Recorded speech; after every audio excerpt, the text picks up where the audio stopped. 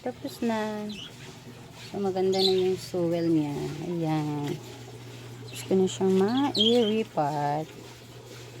Maganda na siya. Hindi na nagkarugtong yung dahon. Ilagay na siya sa tama. Ayan. Diba? Maganda na siya.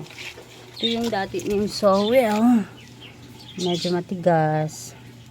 So, hindi natin to itapon. I-keep ko to. Tapos, lagyan ko ng Rizal. Lagyan ko ng coco peat, coco cubes.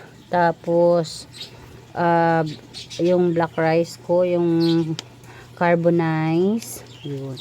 I-recycle ko to. Hindi ko to itatapon. Nire-recycle ko lang siya. Tapos, maganda na naman. Pagkalabasan, daming ilagay na Rizal. Tsaka, yung mga kailangan. Konti lang yung sewel ito.